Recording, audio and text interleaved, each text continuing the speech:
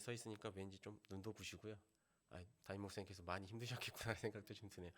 예. 수요 기도에 나오신 우리 성도님들을 주 안에서 축복하고 사랑합니다. 주의 말씀을 듣는 이 시간에 주의 은혜가 넘쳐나기를 소망합니다.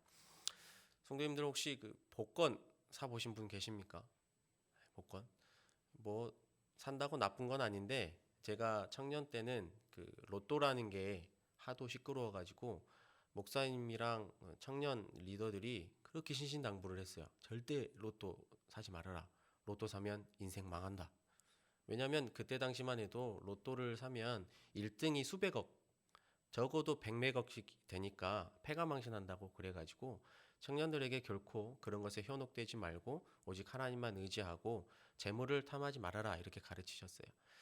뭐 그 훈련 덕분에 제가 이해는 다 가진 않더라도 일단 순종해야 되니까 뭐 복권은 뭐좀 부럽긴 한데 사보진 않았거든요. 그런데 그 이제 금액이 조금씩 줄어들고 또 로또뿐만 아니라 스피또라든가 연금 복권 이런 게 있대요. 전 잘 모르는데 로또를 제외한 나머지 그 1등이 되잖아요. 복권 1등이 되면 그 사람이 와가지고 신원 확인을 하고 인터뷰를 하고 이제 그 일정 그 카드에다가 1등 소감을 적거든요. 거기에다가 사람들이 이제 솔직히 이게 되겠어 하고 사잖아요. 뭐 2,000원, 5,000원 비싸봐야 10,000원 이렇게밖에 안 하니까 사서 긁었는데 떡하니 1등이 돼가지고 10억이 넘는 돈을 갑자기 받게 된 거예요. 그러니까 너무 기쁘니까 사람들이 이제 두근두근 하면서 무어라 글을 쓸까 하면 대부분 내용들이 그럽니다. 뭐 이제 거의 다 한 문장으로 쓰는데 너무 기쁩니다. 행복합니다. 감사합니다. 심지어 거기 직원이 복권을 사준 것도 아닌데 복권 여기 회사 직원들한테 감사합니다. 뭐 부모님께 감사합니다. 잘 쓸게요. 대부분 이렇게 생각지 않은 그런 행운을 안았기 때문에 너무 기쁘게 써요. 그런데 최근에 그런 것들을 모아놓은 글들 중에 최근에 1등 하신 분이 딱 5글자로 자기의 감정을 표현하신 거를 봤는데 그게 뭐냐면 될 놈은 된다 이거였어요. 될 놈은 된다. 실은 이제 매스컴에서도 또한 연예인들이 나와 있는 예능 프로그램에서도 그 복불복이라 해가지고 될 놈은 되고 안 되면 안 돼. 그냥 무조건 못 먹어도 고 막 이런 식으로 분위기를 만들었어요. 그래서 세상 사람들이 실은 복권을 사는 게 큰 돈을 갖고 싶어서 한 거지만 그 이면에는 뭐가 있냐면 내가 운이 있으면 되고 운이 없으면 안 되겠지라고 하는 그 마음이 있다라는 거예요. 근데 그리스도인은 실은 그런 행운 이런 것과는 동떨어진 삶을 살아가는 사람들입니다. 왜냐하면 잘 아시겠지만 우리는 철저하게 하나님의 계획하심 아래에 있고 하나님의 섭리 아래에 있기 때문에 우리가 잘 되고 못 되고가 우리의 시각이 아니라 하나님의 시각 가운데 하나님의 계획 가운데 있는 것이고 그 뜻을 알기 위해서 하나님께 다가가는 존재가 바로 그리스도인이기 때문에 우리 그리스도인들 하나님을 믿는 자들에게는 결코 우연이란 없습니다. 인간의 삶에는 사람이 의도하든 의도하지 않든 무조건 그 삶 속에는 희노애락이 존재합니다. 걱정과 염려가 넘쳐나기도 하고 기쁨과 즐거움이 샘솟기도 합니다. 일반적으로 사람이라면 누구나 아무런 걱정이나 탈이 없는 평안한 삶을 살고 싶어 할 겁니다. 하지만 우리는 행복하다가도 불행을 맛보기도 하고 염려와 걱정이 전혀 없을 것 같은 삶을 살다가도 어느 순간 불안에 휩싸이기도 합니다. 그래서 사람들은 인생사 세옹지마라고 표현하기도 하지요. 한 치 앞도 내다볼 수 없는 것이 사람의 삶입니다. 이런 삶을 보고 이재철 목사님은 과거에 설교에서 인생이란 아무것도 보이지 않는 광야를 걸어가는 것과 같다 이렇게 설명을 하셨어요. 아무것도 보이지 않기에 하나님께서는 보이지 않는 성령님 하나님을 의지하라고 이렇게 말씀하시고 그와 반대로 사단은 아무것도 보이지 않는 광야를 걸어가기 때문에 보이지 않는 이 물질의 세계를 붙잡으라고 유혹한다고 이렇게 설명을 하셨습니다. 우리는 늘 시험 가운데 있습니다. 염려와 걱정, 불안이 떠나지 않기 때문에 보이지 않는 하나님을 선택할지 아니면 세상적 가치와 물질의 이 세상을 바라보고 과연 그것을 선택할지를 늘 시험대에 서 있는 것처럼 우리가 선택을 하도록 시험 가운데 있습니다. 그리스도인으로서 이성적으로는 당연히 하나님을 선택해야지 이렇게 생각을 하는데 실상 각자마다 염려와 불안, 시험 가운데 이렇게 처해 있으면 솔직히 아무런 조건 없이, 아무런 생각 없이, 아무런 부담 없이, 아무런 의심 없이 하나님을 선택한다 라고 말하기에는 우리의 믿음이 많이 연약하다는 것을 발견하게 됩니다. 수많은 유혹에 빠져드는, 그리고 그렇게 흔들리는 이유는 우리 사람이라는 존재가 불완전하기 때문입니다. 스스로는 아무것도 할 수 없고 무언가 결정을 했었을 때에도 그 결정에 따른 결과를 받아들일 수 있는 능력이, 그것을 처리할 수 있는 능력이 없기 때문에 늘 흔들리고 고민에 빠집니다. 인간은 삶에 대해서 아무리 고민하고 연구한다고 한들 완벽한 결정을 내릴 수가 없는 거죠. 사람은 자신의 삶이 염려와 걱정이 없는 평안한 삶이 될 수 있기를 늘 소망합니다. 그렇기 때문에 어떤 이들은 비윤리적이고 비도덕적이고 비합법적인 일이라 할지라도 자신의 평안한 삶을 위해서 다른 이들에게 해를 끼치기도 합니다. 행하는 모든 것이 자기를 위한 것이죠. 하나님을 모르는 사람이나 하나님을 거부하는 사람들의 삶은 당연히 자기 중심적일 수밖에 없습니다. 많은 사람이 하나님을 모르거나 거부한 채 세상의 평안을 추구합니다. 하지만 그리스도인이라면 하나님의 빈자리는 그 무엇으로도 채울 수 없다는 것을 늘 기억해야 됩니다. 세상에 그 무엇으로도 줄 수 없는 평안을 주시는 분이 바로 예수 그리스도이심을 우리는 늘 기억하고 하나님만을 바라보고 기도해야 됩니다. 요한복음 14장 27절의 말씀에 이렇게 예수님께서 말씀하십니다. 함께 읽겠습니다. 평안을 너희에게 끼치노니 곧 나의 평안을 너희에게 주노라. 내가 너희에게 주는 것은 세상이 주는 것과 같지 아니하니라. 너희는 마음에 근심하지도 말고 두려워하지도 말라. 아멘.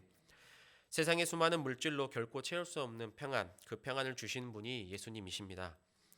우리가 이것을 믿고 또한 따르려고 한다면 반드시 기억해야 되는 말씀이 있는데, 오늘 본문 말씀 18절의 말씀입니다. 함께 읽겠습니다. 모든 것이 하나님께로서 났으며 그가 그리스도로 말미암아 우리를 자기와 화목하게 하시고 또 우리에게 화목하게 하는 직분을 주셨으니. 아멘. 예수 그리스도로 말미암아 하나님께로 난 모든 것이 화목하게 되었다고 말씀합니다. 예수 그리스도로 말미암아 얻게 되는 것이 세상이 줄 수 없는 평안, 바로 그것입니다.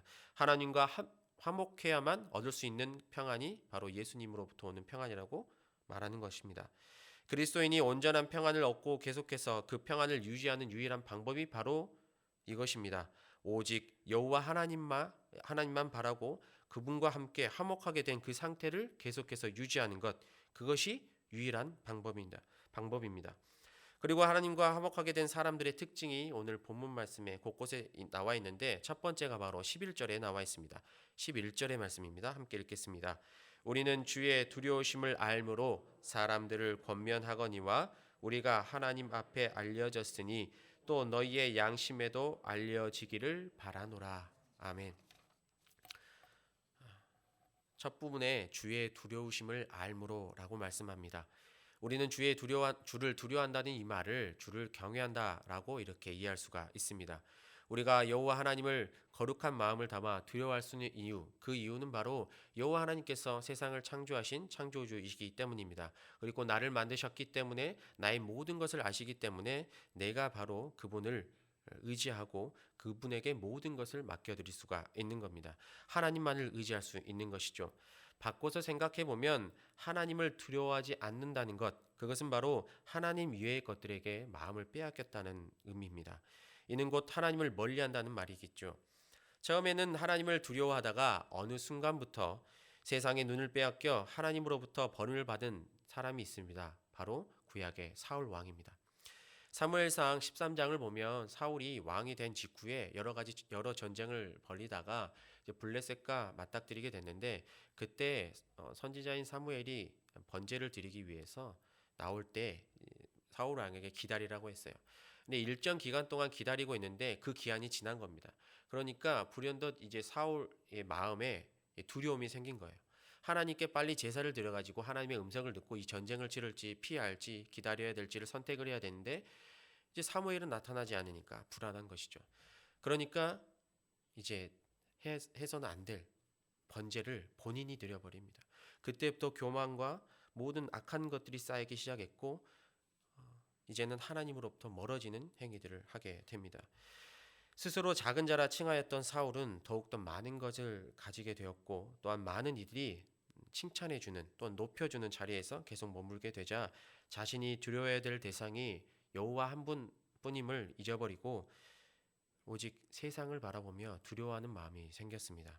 그래서 세상의 가치를 가지고 전쟁에 임하게 되고 이전에는 갖고 있지 않았던 세상을 향한 두려움을 품게 되었습니다. 그렇게 조금씩 하나님을 멀리하게 되었고 하나님의 말씀이 아닌 자기 자신의 기준을 가지고 모든 것을 행했습니다. 그래서 결국에는 하나님께서는 사울 왕을 왕으로 세운 것에 대해서 후회한다고 사무엘상 15장 11절에 그렇게 말씀하셨습니다. 사울의 이야기를 듣고 어떤 생각이 드십니까? 우리는 사울을 보면서 사울이 하나님께 부르심을 받았던 가장 믿음이 좋았던 그 처음의 모습을 보고 사울을 이야기하지 않습니다. 하나님의 백성으로서 어떻게 살아왔고 마지막에는 하나님과의 관계가 어떠했는지를 보면서 그의 최종적인 이야기를 우리는 얘기를 하고 합니다. 처음에는 믿음이 좋은 사울이었지만 그의 끝은 하나님을 경외하지 않는 자의 모습이었습니다. 하나님의 은혜 가운데 살아간다는 것은 물질의 양이나 어떤 명예를 얻거나 영광을 받거나 내 상황과 환경이 나아짐으로 그것으로 판가름할 수 없습니다. 내가 있는 그 자리에서 전적으로 절대자이신 여호와 하나님만을 의지하고 있는지 그분만을 경외하고 두려워하는지를 봐야만 내가 전적으로 하나님의 은혜 가운데 살아가고 있구나를 알 수가 있는 겁니다. 오직 하나님만을 경외하고 그분의 인도하심을 따라가는 복된 하나님의 제자가 또한 하나님의 자녀가 되기를 바랍니다. 하나님과 화목하게 된 사람의 특징 두 번째는 14절에 나와 있습니다. 함께 읽겠습니다. 그리스도의 사랑이 우리를 강권하시는도다. 우리가 생각하건대 한 사람이 모든 사람을 대신하여 죽었은즉 모든 사람이 죽은 것이라. 아멘. 그리스도의 사랑이 우리를 강권하신다고 이렇게 말씀하십니다. 이는 그리스도의 사랑에 매여 있다 이렇게 뜻하는 겁니다. 강권하다라고 번역된 이 헬라어 말은 그것이 사로잡다, 그것이 붙든다라고 하는 뜻을 가지고 있습니다. 그래서 새 번역에서는 이 부분을 그리스도의 사랑이 우리를 휘어잡습니다라고 번역을 하고 있습니다. 결국 그리스도의 사랑이 하나님의 뜻을 이루도록 붙드신다는 말씀입니다. 우리는 그리스도의 사랑으로 붙들려서 우리의 의지나 능력이 아닌 오직 예수 그리스도로 말미암아 하나님과 화목하게 되었습니다. 이 사실을 인정하고 고백하는 자가 그리스도인인 거죠. 그리스도의 사랑이 얼마나 상식 밖의 일들을 이루어낼 수 있는지를 우리가 많은 믿음의 선진들을 보면서 깨닫게 됩니다. 가깝게는 손양원 목사님도 계시지만 제가 오늘 소개해드릴 분들은 영화 창끝의 주인공인 그 5명의 미국 선교사님들입니다. 영화로도 보신 분들 계시겠지만 처음에는 이제 그 돌아가신 선교사님들 중에 한 분 자제분이 그분들의 자기 부모님이신 선교사님들의 이야기를 책으로 썼고 그것이 영화로 만들어졌죠. 내용은 잘 아신 대로 아마존에서 가장 폐쇄적이고 가장 잔인하다고 알려진 와우다니족이라고 하는 그들에게 5명의 미국 선교사가 찾아갔고 양의 탈을 쓴 그들이 백인 선교사들을 보고 앙심을 품고 속여서 창으로 찔러 죽인 이야기 이후에 또한 그 선교사님들의 가족들이 그들을 다시 찾아가 하나님의 사랑으로 보듬고 품고 기도하여서 다시 그 가장 난폭했던 그 사람들이 하나님의 품으로 돌아오는 그 이야기를 담고 있습니다. 이 이야기에서 가장 놀라운 것은 그들은 이미 경고를 받았어요. 5명의 선교사님들은 거기 있는 원주민들조차도 꺼려하는 부족이기 때문에 결코 가지 말아라. 그들은 복음을 받아들일 수 없고 특히 백인들은 너무너무 싫어한다. 반드시 죽을 거다. 그런데 5분의 선교사님들은 그들을 찾아갔고 결국에는 순교하고 말았습니다. 하지만 더 중요한 것은 그 5분이 돌아가신 이후에 그분들과 관련된 가족분들, 친척분들이 그 자기 가족을 죽인 그 부족을 위해서 끊임없이 기도했고 급기야는 그들에게 선교하러 하나님의 사랑을 전하러 갔다라고 하는 것입니다. 그것이 곧 그들이 보여준 예수 그리스도의 사랑이죠. 자신의 가족을 죽인 원주민들을 원망하기보다는 하나님의 사랑을 전했습니다. 결코 인간의 상식으로는 이해할 수 없는 부분입니다. 책과 영어로 만들어져 전체적인 이야기는 담을 수 있지만 결코 다 담을 수 없는 것이 바로 예수님의 사랑입니다. 말로 다 표현할 수 없고 글로도 다 기록할 수 없는 그리스도의 사랑을 순교한 선교사님들의 가족은 전하였고 선교사들을 죽였던 원주민들은 하나님의 품으로 돌아오는 기적을 맛보았습니다. 순교한 5명의 선교사들과 그들 가족이 전한 그리스도의 사랑으로 말미암아 평화라는 단어조차 몰랐던 그들이 하나님 안에서 평안을 누리고 그리스도의 사랑을 전하는 자들이 되었다는 사실은 우리를 놀랍게 합니다. 실제 일어났던 이런 사건들에서 우리가 기억해야 될 것은 그런 희생적인 사랑을 한 것은 결코 그렇게 행했던 그들의 능력이 아니라는 겁니다. 오늘 말씀을 통해서 알 수 있는 것은 그들 또한 그리스도의 사랑이 강권하셨다라고 하는 겁니다. 그렇기 때문에 그 사랑으로 말미암아 그들이 상상할 수도 없었던, 그들 자신도 상상할 수 없었던 그 복음의 사랑을 실천하였고, 십자가의 사랑을 실천하였고, 하나님의 말씀에 순종할 수 있었습니다. 우리 역시 그리스도의 사랑에 사로잡힌 바 되어 예수 그리스도를 전하는 자가 되어야 되지 않겠습니까? 19절의 말씀 함께 읽겠습니다. 곧 하나님께서 그리스도 안에 계시사 세상을 자기와 화목하게 하시며 그들의 죄를 그들에게 돌리지 아니하시고 화목하게 하는 말씀을 우리에게 부탁하셨느니라. 아멘. 그리스도인은 예수님으로 말미암아 하나님과 화목하게 되었고 그로 말미암아 하나님 안에서 세상이 줄 수 없는 평안을 누리게 되었습니다. 그리고 이제 사도 바울은 하나님의 평안을 누리는 우리에게 말씀합니다. 하나님과 화목하게 하는 말씀을 전하는 자가 되라고 말씀합니다. 2010년에 창끝의 저자인 스티븐 세인트 선교사님이 한국을 방문했습니다. 그는 아마존에서 순교하였던 5명의 선교사 중 네이트 세인트 선교사님의 아들이신데 한국을 방문한 그는 한 호텔에서 기자들과 함께 기자회견을 가졌습니다. 그리고 그 자리에서 기자들이 한 질문에 대해서 여러 말을 했는데 그 중에 몇 가지만 말씀을 드리겠습니다. 선교사님은 이렇게 고백을 했습니다. 5살 때 아버지께서 무참하게 원주민에게 살해된 사건을 접하며 참혹하고도 모든 것이 부서지는 경험을 했지만 어른들이 이 사건을 어떻게 반응하는지를 지켜봤다. 그들은 가정 예배를 드리며 그 부족을 위해 기도할 뿐이었다. 사람들은 나를 보고 용서의 영웅이라고 하지만 하나님께서 주신 마음을 따라 행동했을 뿐이다. 용서받은 사람이 용서를 줄 수 있다. 아마존에서 순교한 5명의 선교사들뿐만 아니라 우리 역시 예수 그리스도로 말미암아 하나님과 화목하게 된 존재입니다. 그리스도 안에서 평안을 누리고 있습니다. 하나님께서는 우리에게 요구하시는 것이 분명합니다. 우리에게 하나님의 평안을, 예수 그리스도께서 주시는 세상이 줄 수 없는 평안을 전하라고 말씀하십니다. 매스컴을 통해서 수많은 생명의 불이 꺼져가고 있다는 안타까운 소식을 들을 때마다 참 부모로서 참 붕괴하지 않을 수가 없습니다. 여러 가지 사건들이 있지 않습니까? 부모가 아이를 돌보지 않아 이혼을 하게 되고 자기의 만족을 위해서 나가 있는 동에 배가 고픈 두 형제는 라면을 끓여 먹다가 화상을 입게 되고 그 부모의 마음도 안타깝겠지만 아이를 둔 저희들의 마음도 참 안타깝지 않습니까? 그런데 그런 것들을 보면서 성도님들도 비슷하게 느끼실 거예요. 불안, 슬픔, 안타까움, 탄식, 분노, 절망, 무능력 이런 감정과 관련된 여러 가지 생각들이 드실 겁니다. 그리고 인간의 한계와 나약함을 보고 절망하죠. 하지만 그런 부정적인 감정과 상황들 가운데서도 우리에게 힘이 되는 예수님의 말씀이 있습니다. 평안을 너희에게 끼치노니 곧 나의 평안을 너희에게 주노라. 아멘. 담임 목사님께서도 그리고 기타 다른 선교사님들이나 많은 선배 목사님들께서도 저희 세대를 보시면서 많이 걱정을 하십니다.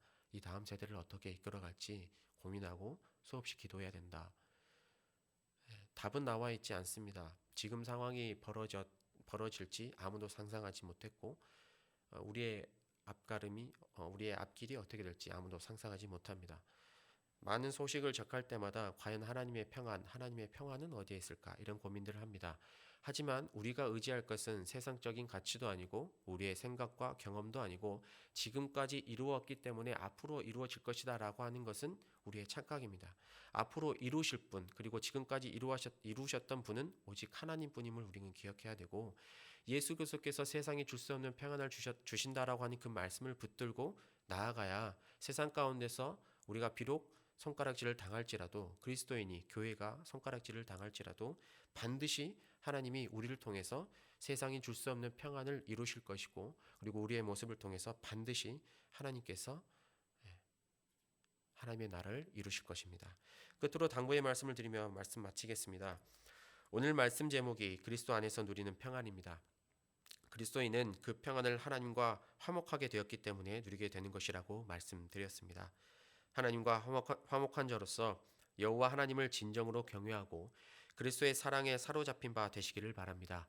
그리고 하나님의 사랑을, 예수님의 평안을 전하는 복된 하나님의 자녀가 되시기를 바랍니다. 기도드리겠습니다. 사랑이신 하나님, 감사합니다. 세상이 줄 수 없는 평안을 주시고자 그리스도 예수를 통하여 하나님과 화목하게 하심을